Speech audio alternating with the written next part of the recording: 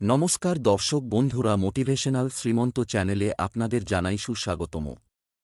আজকে আপনাদের সামনে যে বিষয়বস্তু নিয়ে আলোচনা করব তা হল কুরুক্ষেত্রের যুদ্ধের পর কি ঘটেছিল, পাণ্ডবদের স্বর্গযাত্রার পিছনে কি ছিল আসল কারণ। কুরুক্ষেত্রের যুদ্ধ শেষে বিজয়ী হয়েছিল পাণ্ডবরা, কিন্তু তারপর কি ঘটেছিল? পাণ্ডবরা কতদিনই বা রাজত্ব করেছিল কৌরবহীন হস্তিনাপুরে? সর্বকালের সর্বশ্রেষ্ঠ মহাকাব্য মহাভারতে কি ঘটেছিল কুরুক্ষেত্র যুদ্ধের পর তা নিয়ে খুব কম লোকই জানার আগ্রহ দেখান। সবাই জানেন পাণ্ডবরা স্বর্গযাত্রায় বেরিয়েছিলেন। তারপরই কি শুরু হয়েছিল কলিযুগ। কুরুক্ষেত্রের যুদ্ধে পাণ্ডবদের জয়ের পরে তারাই হস্তিনাপুরের শাসন করেছিল ৩৬ বছর। যুধিষ্ঠির হস্তিনাপুরের সিংহাসনে বসেন, আর গান্ধারী ভগবান শ্রীকৃষ্ণকে অভিশাপ দেন, যেভাবে কৌরব বংশ ধ্বংস হয়ে গিয়েছে, পুরো যাদব বংশ ধ্বংস হয়ে যাবে। গান্ধারীর অভিশাপ কাজ শুরু করেছিল তারপরই। নানা অপ্রীতিক ঘটনা ঘটে থাকে যাদবকুলে। নিজেরাই নিজেদের মধ্যে দ্বন্দ্বে লিপ্ত হয়। এমনকি ভগবান শ্রীকৃষ্ণের কথাও কর্ণগোচর করেনি কেউ। দ্বারকায় যা ঘটতে শুরু করেছিল তা দেখে কৃষ্ণ যাদববংশ ছেড়ে অর্জুনকে প্রয়োজনীয় পরামর্শ দিয়ে যাত্রা করেছিল প্রভাসের উদ্দেশ্যে। প্রভাসে গিয়েও তিনি শান্তির খোঁজ পাননি। তিনি দেখেন যাদবদের মধ্যে এমনই বিদ্রোহ শুরু হয়েছে যে একে অপরকে হত্যা করে।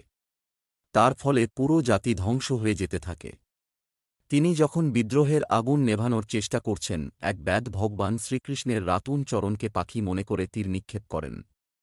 তারপরই নশ্বর দেহ ত্যাগ করেন কৃষ্ণ। তার আগে কৃষ্ণ অর্জুনকে ডেকে বিশেষ দায়িত্ব দিয়ে বলে যান, সেই দায়িত্ব পালনের পর তিনি যেন যুধিষ্ঠিরকে বলেন স্বর্গে যাত্রা করতে, কারণ দাপর যুগ শেষ হয়ে যাচ্ছে। এবার শুরু হবে কলিযুগ। সেইন্ত মহারাজ যুধিষ্ঠির অভিমন্যুপুত্র পরীক্ষিতকে রাজমুকুট পরিয়ে সিংহাসন ছেড়ে স্বর্গযাত্রায় বেরিয়ে পড়েন। যুধিষ্ঠিরের নেতৃত্বে পাণ্ডবরা সশরীরে স্বর্গে যাত্রা করেন। সঙ্গে নেন মহারানী দ্রৌপদীকেও। তাঁদের উদ্দেশ্য ছিল সশরীরে স্বর্গে পৌঁছনো। সেজন্য স্বর্গে পৌঁছনোর জন্য হিমালয়ে আরোহণের সিদ্ধান্ত নেন। তাঁদের স্বর্গযাত্রায় যোগ দেন এক কুকুর। সেই কুকুরই তাদের পথ দেখিয়ে নিয়ে যায়। কিন্তু স্বর্গের পথে একে একে মৃত্যু হয় যুধিষ্ঠির বাদে সবার। প্রথমেই মৃত্যু হয় দ্রৌপদীর, তারপর সহদেব, নকুল, অর্জুন ও সবশেষে ভীমের মৃত্যু হয়। সশরীরে একমাত্র স্বর্গে পৌঁছান যুধিষ্ঠির।